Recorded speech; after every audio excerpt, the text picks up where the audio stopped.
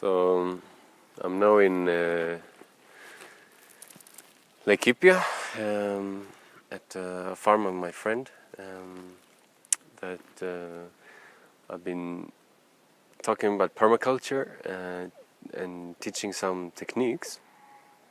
So I've been here before in May. It's now December, so it's around 7 or 8 months ago. I was not here in May, I was here in April. But it has been a conventional farm. She's been, starting, but she's been farming for a long time. So it has been typical with monoculture. It has been typical with intense now digging, removing of the weeds. So I've taught her some concepts of mixed cropping, and also to be careful with weeds, or careful with different things, and I can see a big result. Even her, she's now having a more diverse plantation, and she's making more money. She can plant things that didn't grow before because of some techniques she has started to use. So I want to go through them, show you around a bit of what she has started to do and how it looks. And this is a very dry place, and usually that is the main problem now. But I'll take you around. So this is now her vegetable garden.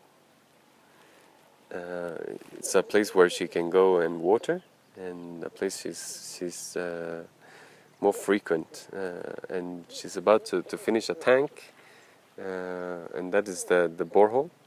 That tank will stand on that place, and she'll be able to water easier, because now she's been watering directly from the borehole. And what she's doing is she's just putting different things, and some things survive, others they don't survive. So she has kales, she has some emboga that is indigenous. She has a lot of this thing is doing very well. This is a spenach. She's mixing, and when things starts to grow that is eatable, she leaves it. So it's like, it looks like a mess.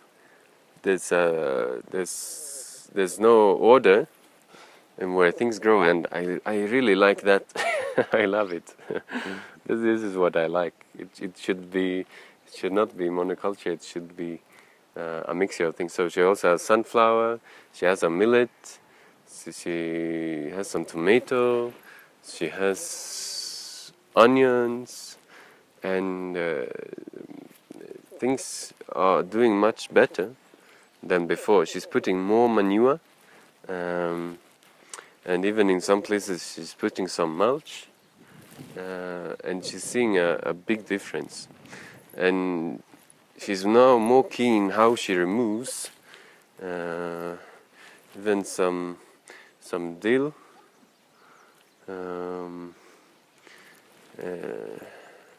Even this one has some. This is an Amarant, tomatoes, and the tomatoes she is not putting any sticks, but what she's doing is she's mulching with some maize combs, and she's saying she gets a good result. They doesn't have to grow on sticks. The tomatoes, they do well. They are not so big of a problem, and I can see a big difference. Before, everything was drying up. She had a lot of problem. Now she doesn't need to water as much, and she's not removing everything as before. She removed all the weeds, but now she's keeping some flowers. She's keeping some things, and she's not using a pembe. She's not using this thing. to dig, but she's rather just removing them by hand, and she's also seeing that it keeps the soil to be more fertile. Here's some peas, here's a pumpkin, there's some other pumpkin, then you have napia grass, and I really like this kind of disorder. It is nice, and yeah, she's saying it's doing well, and I really think so too. Then she has extended. This has been more of a conventional farming with maize, and they have done well. That's been a species that is slow growing but resistant to drought. And this is, by the way she's drying that maize, and she's mixing that maize with the pumpkin, and they're not so bad. She's leaving vegetation, and it really helps this place. So a new technology that I'm teaching her now is how to prepare now a swale.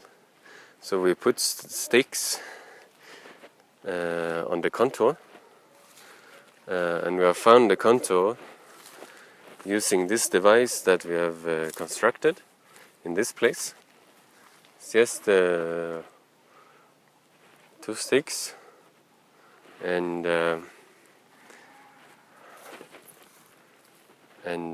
something heavy, and this is a pending.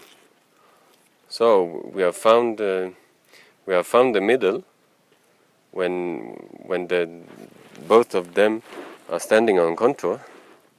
This one will add up here. If it's here, it is not straight, it's not on contour. So you remove the stick, or remove it, put it one side now, so that it will be on contour. So we have put some contour line. I've taught her how to put contour line, and then she'll be making a swale that is not so deep. It's like not even a foot. It's 1.5 foot wide, and she will be planting on this, and then leaving a space tall enough so that you can get to the center. This will be the other walking space. You'll stand inside, and you'll be able to touch the center, and she'll plant on this, plant on that, make swales for all this place. That is now will be her kind of gardening, food. What should I say? Yeah, vegetable garden. And that she'll be watering, and here she'll put a lot of effort. The rest of the farm, this is a 16-acre farm. The rest of the farm she'll put things that doesn't need to be watering, doesn't need to be so intense. So next time we will come, we'll see how she has prepared now the swales, and also she'll try to make some sunken beds and see different results. The swales, some swales will be very close, others will be further away, and you will have a sunken bed for gardening.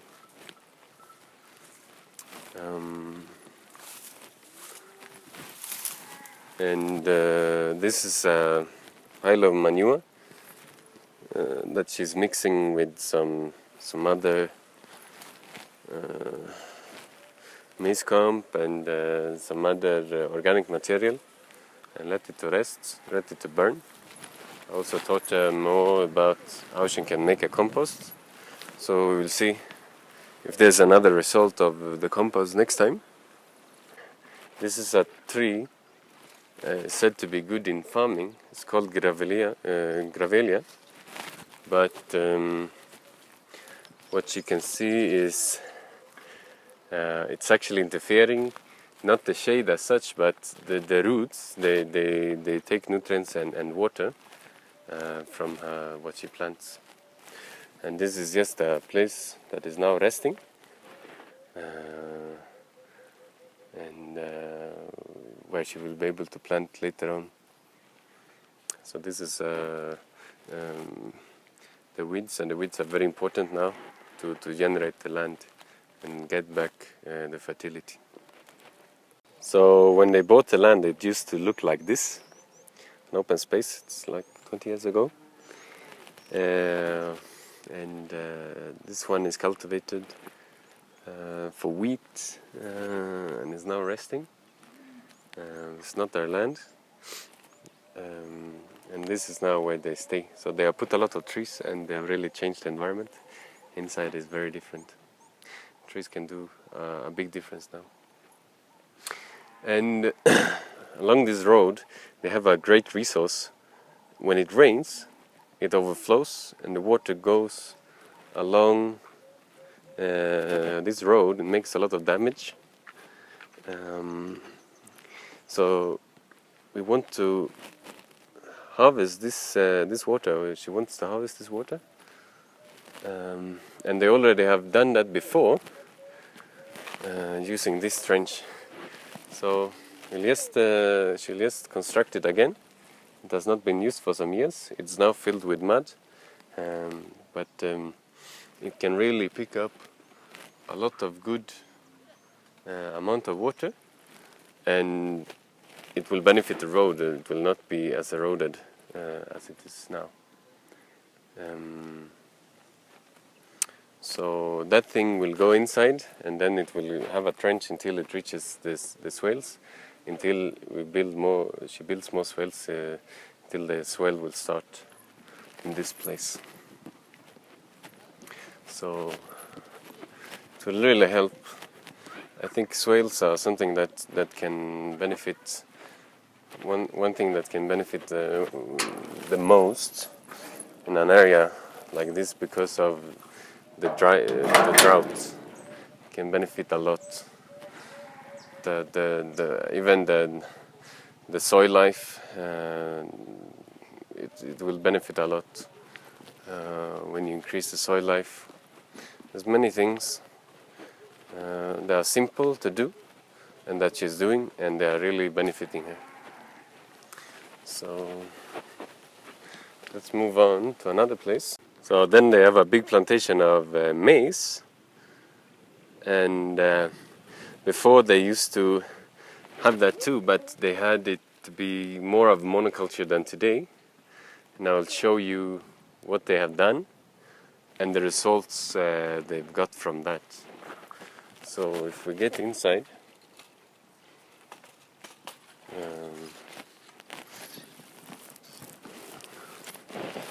this is, by the way, the kind of gates they're using. Quite simple to make. I'm sorry for the disturbance there. So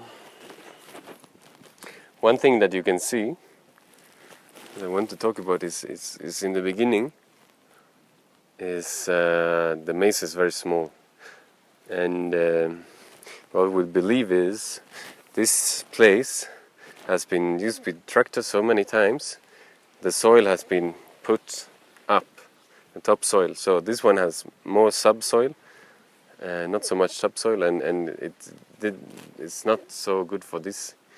The maize are not doing well. But on top of the hills, where there are more topsoil, the maize are growing strong, very strong. So in some places there are still monoculture. In others, she has started to have some open space. She's planting other things.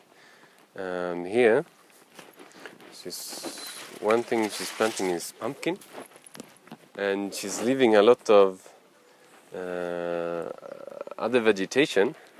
And she has experienced when she leaves the vegetation, the pumpkin does well. But if she removes, when she weeds like everyone else is doing, the pumpkin dries up.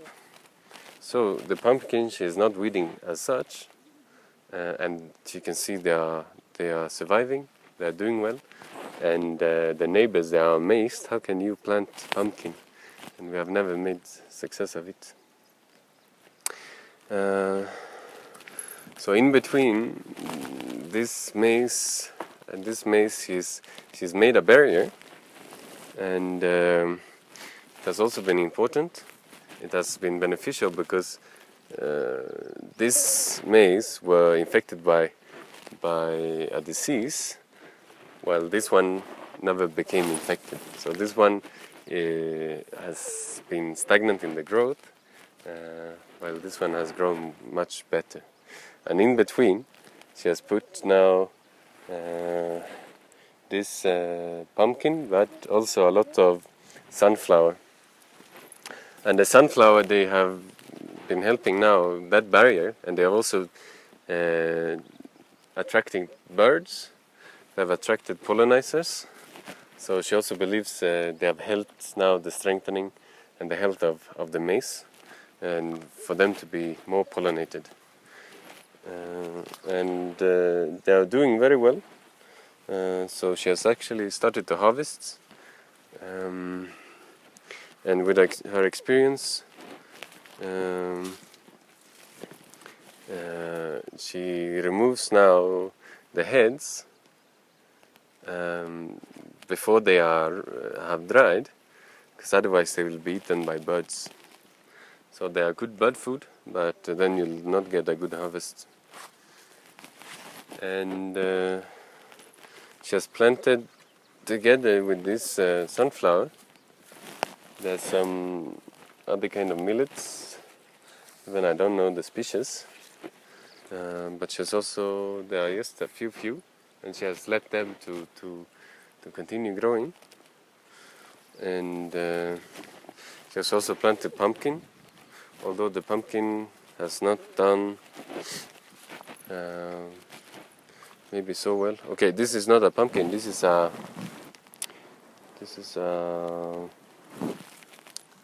what do we call it? A butternut. So this butternut has been doing okay, but not so well, because it has been attacked by insects.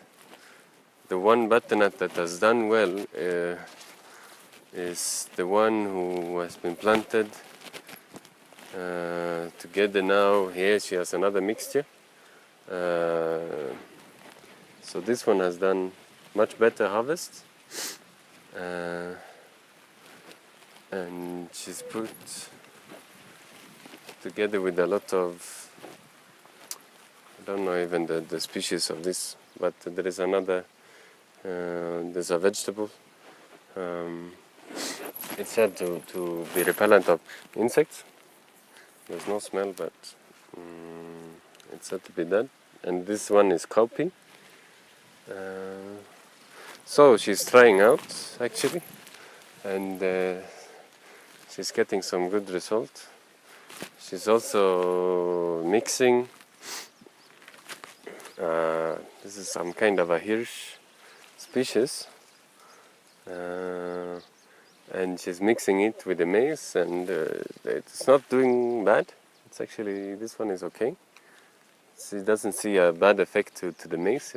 This one has no bad effect, so they are well together. Even here you can see it's a place with this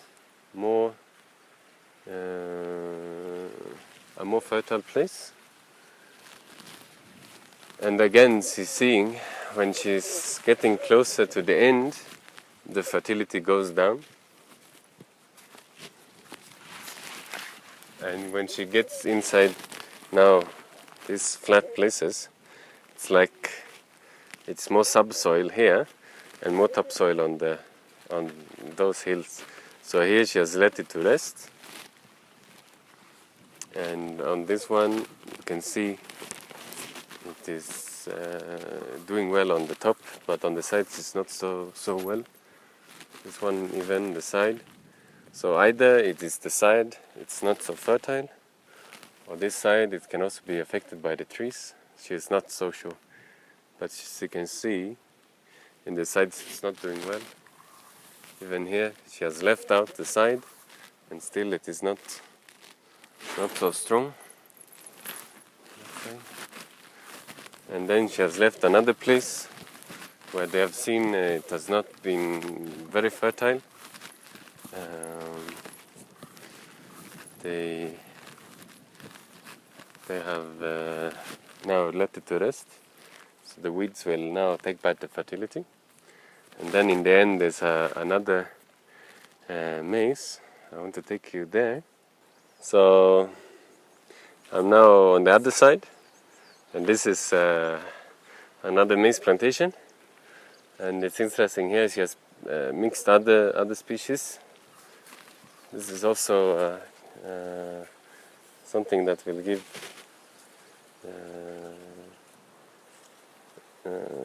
some kind of millet, even I don't know the species, but it's good for porridge.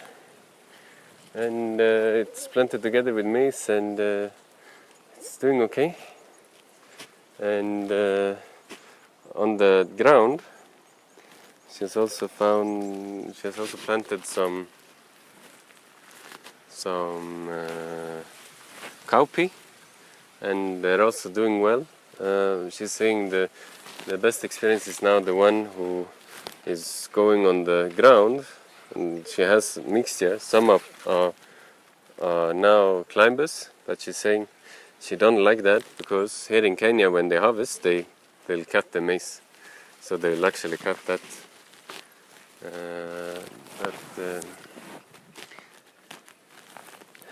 pea before it, that cowpea before it is mature. And here's again, towards the end it's not so fertile.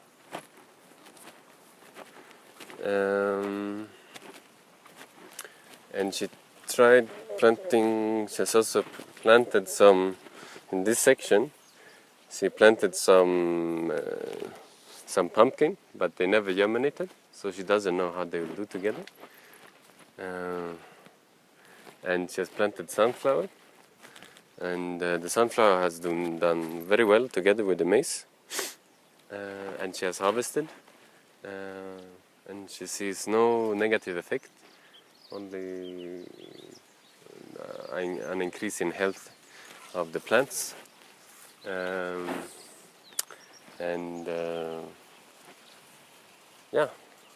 I like that thing. I like all the experiments that is done. It gives me to learn more. She's learning more, and she's actually prospering more now. Probably this one will be a very good maize harvest, and with time she will increase biodiversity. She will also tell her husband to stop using the tractor, and they'll find other ways now to be able to put a lot of maize and increase fertility, increase yields, increase biodiversity by mixing it with other species. And I like this a lot.